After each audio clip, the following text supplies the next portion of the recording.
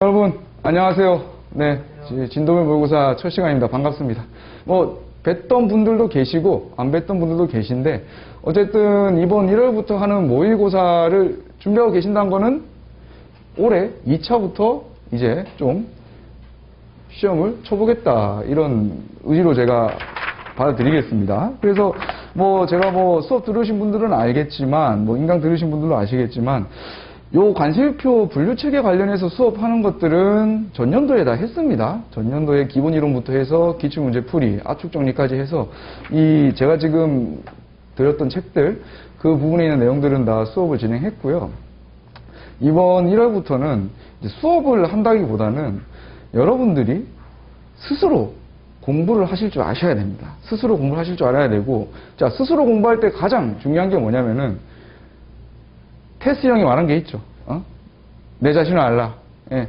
메타인지가 가장 중요합니다. 이게 여러분들 전년도에 이제 수업 들을 때는 책 보고, 저 보고, 칠판 보고, 이렇게 하면은 내가 뭘 알고 모르는지가 구분이 안 돼요. 그냥 수업 들을 때는, 그렇구나. 오케이, 이해했어. 끝. 넘어가면 끝난다고요, 거기서. 근데 그렇게 수업을 계속 듣다 보면은 내가 뭘 모르는지 인지가 안 되기 시작합니다. 뭔가 보면 아는 것 같고 그래요. 근데 실질적으로 모르는 경우가 많습니다. 이번에 첫 이제 시험 문제를 한번 보시고 풀어보셨을 텐데 잘 안 써질 확률이 높습니다. 그게 왜 그러냐면 내가 뭘 알고 뭘 모르는지 아직 구분이 안 되기 때문에 그래요. 그게 왜 그렇다 했죠? 수업만 듣고 책만 봐서 공부해서 그렇습니다. 1월부터는요 나 자신과 같이 나 혼자 공부해야 되는 거예요. 그게 뭐냐면 가장 좋은 게 뭐냐면 글쓰기입니다. 글쓰기를 제가 처음 수업 시작할 때부터 좀 연습을 해라 했는데 하기 어려웠겠죠. 그렇죠. 그렇지만 이번에는 이제 진짜 글쓰기 연습을 하셔야 되고, 글을 쓴다는 건요, 뭐죠? 내 머리에 있는 내용들을 종이에다가 옮겨 적는 작업을 한다는 거예요. 옮겨 적는다는 건 뭐죠? 내 머릿속에 아는 게 있어야지 옮겨 적을 수 있는 거죠. 그러면 아는 건 옮겨 적을 거고, 모르는 건 옮겨 적지 못할 겁니다. 그죠? 그 부분에서 여러분들이 알고 모르는 걸 체크하셔야 되는 거예요. 매주 시험을 보면서. 그러면 시험 끝나면 뭐 하셔야겠어요? 몰랐던 것들 정리하셔야 됩니다. 모의고사는요, 저는 그렇게 생각해요. 모의고사 치는 것들은 여러분들이 이 모의고사에서 점수 잘 받고 등수 상위권 들어가려고 치는 거 절대 아닙니다. 이거 모의고사 때 점수 많이 받고 등수 넘는다 해서 실제 시험에서 반영 같은 거 안 해주죠. 그죠? 중요한 건 뭐냐면은 꼴찌해도 됩니다. 다만 모르는 게 있으면은 그 주에 완전히 끝내십시오. 내가 이 시험을 치고 이 부분은 내가 못 썼다, 몰랐다 하는 부분들 그 주 내에서 완벽하게 끝내십시오. 꼴찌 하셔도 상관없어요. 예, 그게 중요합니다. 제가 그렇게 해서 붙었어요. 저는 모의고사 칠 때 등수가 높지 않았습니다. 왜냐면은 이 시험 범위가 지금은 8분의 1범인데 나중 되면 이제 4분의 1범위, 2분의 1범위, 전범위 가는데 나중 되면 그럼 일주일 안에 전범위 어떻게 공부합니까? 어렵습니다. 예, 어려워요. 이게 휘발성이 워낙에 강하고 이 분류 체계에 대한 이해가 좀 기반으로 안 돼 있는 상태에서 외우기만 하면은 일주일도 안 돼서 까먹어요. 어제 외웠던 것도 다 까먹고 그러는 게 관세유표입니다. 심지어 지금 어떻죠? 좀 이따 말씀드리겠지만 개정이 됐어요. 그리고 아까 우리 또 예비관 이사님께서도 물어보셨지만 표현도 바뀌었어요. 전년도 제가 수업한 내용들의 표현이 바뀌었습니다. 분류 체계에 대한 어떤 의미나 본질적인 게 바뀐 건 아니지만 표현이 바뀌었어요. 외워야 되는데 표현이 바뀌었다고요. 자, 그러니까 여러분들은 이번 1월부터는 꼭 시험 치고 나서 공부를 하셔야 돼요. 지금 저랑 같이 수업하는 게 중요한 게 아닙니다. 절대로 아니에요. 무조건 본인만의 물리적인 시간을 철저하게 확보하시고 나와의 고독한 싸움을 하셔야 될 때예요. 예. 그래서 저도 이번 진모 때 수업하는 거 아니에요. 저 수업하는 거 아닙니다. 물론 뭐 문제 풀이는 할 거지만 제가 주안점을 두는 거는 이 문제를 어떻게 접근할 것이며 어떤 내용들을 써야 될지를 여러분들이 지금 보고 계신 그 책을 제가 하나하나 보여드리면서 이 부분을 써야 된다, 저 부분을 써야 된다 이렇게 설명을 드릴 거예요. 수업하는 시간이 아닙니다. 수업한다고 생각하시는 분들은 차라리 기본 이론이나 뭐 압축풀이, 압축정리 이런 쪽으로 문제 인강을 들으세요. 그냥 여튼 그렇게 할 거고요. 자, 글쓰기 중요합니다. 자, 글을 쓸 줄 알아야지 내가 알고 모르는 게 느껴지는 거고 연습을 계속 하십시오. 뭐든 간에 자꾸 내 생각을 써봐야지 이런 품목분류, 관세유표에 있어서는 좋은 점수를 받을 수 있다. 자, 그래서 지금 우리 모의고사가 이제 진도별이 있고요. 그 다음에 실전이 있고요. 자, 지금 여러분들은 진도별 모의고사를 듣기 때문에 저랑 같이 있는 거겠죠. 자, 진도별 한 3개월 합니다. 3개월 하고, 이 진도별 같은 경우에 여러분들이 이 실제로 이제 모의고사를 치고 시험을 치기 전에 좀 감을 잡고자 좀 오신 걸로 알고 있습니다. 예, 그래서 3개월 동안 한번 감을 잘 잡아보시길 바라겠고요. 여기서 이제 모의고사 때 우리가 중요하게 봐야 될 거는 글쓰기도 있고요. 그 다음에 또 이번엔 뭐죠? 제가 얼마 전에 학원에다가 뭐 그런 글도 한 개 올리긴 했었는데, 자, 관세음표에서 최대 이슈가 뭡니까? 최대 이슈. 올해. 그렇죠. 맞습니다. 대정이 있습니다. 자, 그리고 뭐 있습니까? 시험, 시행계획이 좀 바뀌었어요. 자, 대표적으로 뭐죠, 이게? 출제 문항이 바뀌었단 말이에요. 출제 문항. 그래서 뭐 제가 올린 글을 보신 분들이나 저한테 얘기를 들으신 분도 있겠지만, 첫 번째 개정 관련해서는 여러분들이 얼마나 공부하신지 모르겠지만 지금 예전에 장수를 했던 분들, 장수생이셨던 분들이랑 여러분들이랑 관세일표에서 이제 큰 차이가 안 나게 됐습니다. 개정이 됐기 때문에. 물론 뭐 개정 안 된 부분은 좀 공부를 했겠지만 어찌됐든 개정이 많이 됐어요. 제가 개정 상세 보신 분들 알겠지만 페이지가 엄청나게 많습니다. 그래서 오히려 지금 막 이제 신규 진입하신 분들도 좀 우위에 있다고 볼 수 있습니다. 좀 관세일표 공부에 있어서 우위에 있고. 자, 개정 사항은 이제 제가 개정 사항 상세 준 그 주규정 있죠? 그거를 1월부터 6월까지 얼마나 잘 외우느냐, 거기에 따라서 좀 우리 시험에 대한 어떤 당락이 바뀔 수 있겠죠. 그렇기 때문에 최대한 그 표현대로 잘 외워주시길 바라겠고요. 그리고 이번 시험에서는 아마 좀 변경사항이 많았죠. 개정도 그렇고.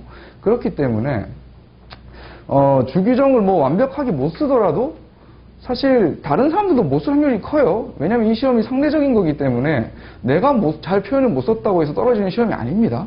남들도 똑같이 잘 못 썼으면은 그게 정상이고 표준 점수입니다. 아시겠죠? 자, 그런 상황에서 변별력을 가지려면 뭘 하셔야겠어요? 지금 제가 업로드한 그 자료들, 개정된 부분들, 표현들을 잘 외워주시면은 그 상대적으로 점수는 좀 높게 받을 수 있겠죠. 그래서 개정된 부분들은 그렇게 준비를 하시고요. 전년도에 제가 수업도 이걸로 했지만 의미가 바뀐 건 아니기 때문에 표현 정도만 좀 잘 외워주시면 좋을 것 같고, 자, 시행계획 출제문항 변경된 거 관련해서는 뭐가 있죠? 당연히 이제 50점. 요새 강사님들이 맨날 얘기하죠, 그죠? 저 또 얘기하겠습니다. 이렇게 있던 것들이 어떻게 갔죠? 30점이 2개, 20점이 2개 갔어요. 자, 예전 최근에 한 3개년 정도 나온 기출문제 보셨나요, 혹시?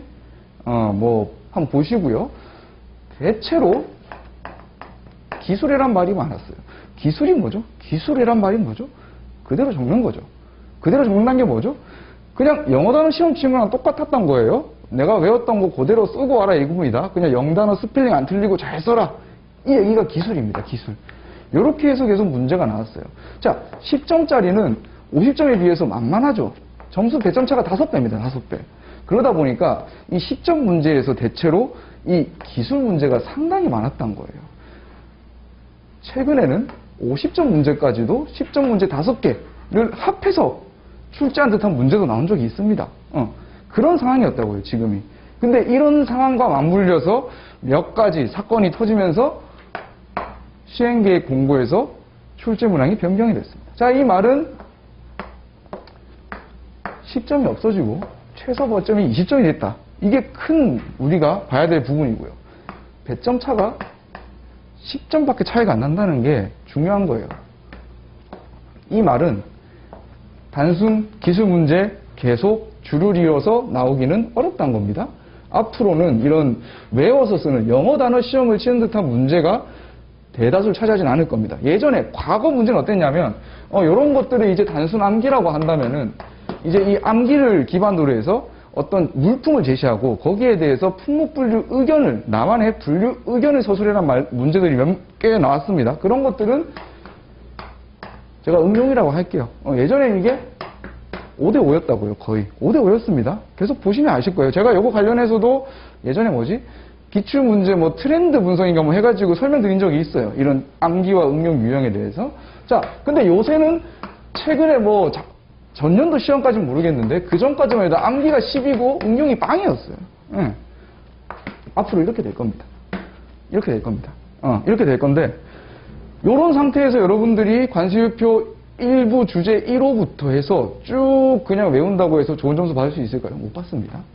약간은 암기할 때 조사라든가 약간의 단어가 제대로 안 헤어지더라도 오히려 그 문제에서 요구하는 맥락을 잡는 분들이 좋은 점수 받을 수 있습니다. 즉, 내 생각을 잘 써줘야 되는 거예요. 이거 어떤 부분인지, 제가 얘기한 게 어떤 내용인지 잘 이해가 안 되시는 분도 있을 건데, 그건 아마 제가 이제 강평하면서 문제 풀면서 제가 드린 참조 답안을 보다 보면은 이해가 가실 부분일 겁니다. 암기만 해서는 안 된다. 내가 외웠던 거를 근거로 해서 어떤 근거로 어떤 주기적으로 어떤 호의 용어에 기반해서 이 물품이 어디로 간다. 요게 돼야 된다는 거예요. 별거 없습니다. 관세표에서 글쓰기 해라는 거는 그 얘기예요. 여튼 그래서 이런 기준을 잘 잡으시길 바라겠고요. 그 다음에 또 있죠. 그 다음에 또 공고에 보면은 전년도의 시행계획 공고에 없던 말이 하나 더 있었죠. 뭐죠? 일단 최소 인원은 제가 관여할 부분은 아닌 것 같아요. 최소 인원, 합격 인원은 제가 뭐 어떻게 말씀드리기 어렵습니다. 지금 어렵고 그거는 이제 나중에 산업인력공단에서 아주 연민하게 처리해야 될 문제고 시행계획 공고에 보면은 기출문제, 기존에 나왔던 기출문제들을 다시 활용할 수 있다고 이런 말이 추가가 됐어요. 그죠? 공고에 추가가 됐습니다. 이 말이 뭐죠? 이 말이? 사실 느낌이 오죠. 원래 암기식 나온 이유가 뭐겠습니까? 문제 낼 게 더 이상 없는 것 같다. 뭔가 출제위원들이 뭐 낼라 하면 전년도에 냈고 뭐 낼라 하면 전년도에 냈고 그러면은 뭐 내야겠어요? 변별력 어디서 가져야겠어요? 남들이 안 해오는 주기적 외워서 문제 푸는 사람들이 이기는 시험으로 만들어 놨단 거예요. 그 짓 안 하겠다는 거 아니겠어요? 지금 이런 말이 있다는 말이 기출문제를 다시 재활용하겠다는 말은 전년도 예전에는 이 5대5 응용 문제 50% 정도 나올 때는 문제가 괜찮았다 이거예요. 근데 그렇게 내다 보니까 이거 또 항상 그렇죠. 시험이라는 게 계속 내다 보면은 문제의 중복이 생길 수밖에 없습니다. 그런 걸 피하려고 하다 보니까 이제 못 피하겠다는 거예요. 그래서 이 말이 같이 나온 겁니다. 같이. 요것만 봐도 앞으로 문제 방향이 어떻게 갈 줄 알겠죠? 자, 여러분들 중에서 좀 오래 공부하신 분이 있을지 모르겠지만, 오래 공부하신 분들은 최근에 뭐 한 3, 4년 정도 그 관세표 문제를 보면은, 관세표 문제뿐만이 아니죠. 비단 뭐 그런 거 문제뿐만이 아니라, 다른 문제도, 다른 과목도 봤습니다. 단순히 외워서 몇 개 써라, 뭐 써라, 이런 거였습니다. 그 짓 안 하겠다는 거예요. 그 짓 안 하겠다고 볼 수밖에 없습니다, 지금. 이런 상황에서 이런 개정이 나왔다는 거는 여러분들이 공부를 할 때 이제 철저하게 외운다기보다는 외우더라도 내 말로 바꿔서 외우는 게 중요한 거예요. 내 말로 바꾼다는 게 뭐죠? 내가 이해를 하고 쓰냐 안 쓰냐 그 차이입니다. 즉 약간의 표현상의 틀린 부분은 있을지언정 그 내용에 대한 맥락은 여러분들이 이해를 하시고 쓰실 수 있어야 된다는 거예요. 그런 식으로 공부를 하십시오. 예. 그게 된 뒤에 완벽한 암기를 추구해 나가셔야 됩니다. 예, 그래서 여튼 이번 올해 모의고사 올해 시험은 좀 예전에 비해서 우리가 고려해야 될 게 많고 어떻게 보면 되게 저도 많이 궁금합니다. 이제 앞으로 이런 문제가 나오는 방향이라든가 이런 것들도 물론 지금은 제 예측이지만 앞으로 문제 보면은 좀 답이 나오겠죠. 예, 그러면서 좀 더 정리가 잘 됐으면 좋겠고 자 여튼 제가 말씀드린 건 그 두 부분 주안점으로 설명을 좀 드리고 싶었고 이번 수업 이제부터 이제 일주일에 한 번씩 여러분들을 만나게 될 건데 이때는 이제 어떻게 진행할 거냐면 지금 문제 푸셨죠, 그죠? 문제를 푸시고 거기에 대해서 제가 이제 첨삭을 해서 뭐 다음 주에 들어오실 때는 받으실 수 있게끔 할 겁니다. 그렇게 해서 문제를 풀고 이 시간에 뭐 하냐? 풀었던 문제들 강평할 겁니다. 강평할 거고요. 그 다음에 프린트 혹시 보충 문제라고 받으셨나요? 보충 문제? 받으셨어요? 네. 보충 문제 제가 이 강평하고 나서 한 30분 정도 여러분들이 푸시든 책을 보고 뭐 공부를 하시든 해서 그 문제에 대해서 한번 일단은 접근을 하십시오. 그래서 30분 동안은 여러분들이 문제를 풀고 뭐 내용들을 한번 이해를 해 보시길 바라겠고요. 그렇게 지나면은 마지막으로 보충 문제 강평을 할 거예요. 그래서 보충 문제 관련해서 또 설명을 드릴 거고, 그 다음에 남는 시간에는 여러분들이 그 문제 나왔던 것 중에 궁금한 부분이나 아니면은 앞으로 이제 뭐 문제뿐만이 아니라 이렇게 시험, 수험에 있어서 뭐 좀 궁금하신 부분이 있으면은 저한테 이제 개별적으로 물어보시면은 제가 또 설명을 해드리는 시간을 갖겠습니다. 그래서 그 시간에 이제 여러분들 여러분들이 이제 개별적으로 저한테 뭐 문의 드리고 하는 시간들은 여기 와서, 그럴 수 있잖아요. 여기 지금 강의실을 5시 20분? 그때까지인가 빌려놨는데, 남들이 안 들었으면 좋겠다는 말도 있을 거 아니에요. 그죠? 약간 좀 나만의 고민, 남들이 듣기 좀 민망한 것들, 그런 게 있을 수 있기 때문에 그 시간, 제가 보충 문제 풀고 강평하고 남는 시간은 개별적으로 할 거예요. 그래서 여러분들이 만약에 공부를 하시다가 저한테 좀 개인적으로 궁금한 사항이나 그런 것들이 있다면은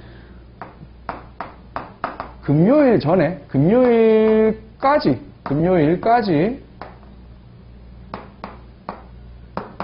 제 메일로 요청을 해 주십시오. 그러면은 제가 수업 오기 전에 시간을 나눌 겁니다. 그래서 뭐 어떤 분은 제가 그럼 다시 뭐 수업 끝나고 뭐 10분 뒤에 뭐 보자. 어떤 분들은 뭐 4시 50분, 어떤 분들은 5시 10분 이런 식으로 쪼개서 이 강의실에는 제가 강평 끝나면은 한 분만 계속 계시는 거예요. 그렇게 하시면 될 것 같고, 뭐 그런 게 상관없다 하시는 분들은 그냥 쉬는 시간에 물어보시면 되겠죠. 그죠? 쉬는 시간에 뭐 남이 듣든 말든 상관없다 하시는 분들은 물어보시면 되겠고, 그런 식으로 해서 제가 좀 개별적으로 멘토링을 진행하겠습니다. 그래서 진도면 모의고사는 이런 코스로 갈 거고요. 뭐 실전 모의고사 치시는 분들은 좀 더 자기와의 싸움을 좀 하시고, 그리고 좀 궁금한 사항이 있으면은 뭐 박성택 팀장님한테 접수 일정 같은 거, 뭐 면담 일정 같은 걸 좀 잡아주시면 될 것 같아요. 자, 됐습니다. 여튼 제가 메일주소 다 쓰셨나요 혹시? 아무도 안 쓰신 거 보니까 상관없겠네요. 알겠습니다. 쓰실 건가요? 안 쓰실 거죠? 안 쓰실 거죠? 수업할게요 그냥. 수업하겠습니다. 여튼 그렇게 진행하겠습니다. 자.